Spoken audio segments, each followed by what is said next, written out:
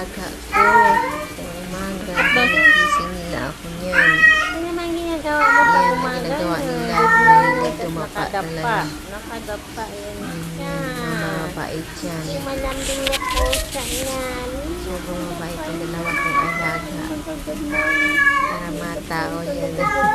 Oo, nagsisilos yung isa. Mga sit naman ng mga pusa ko.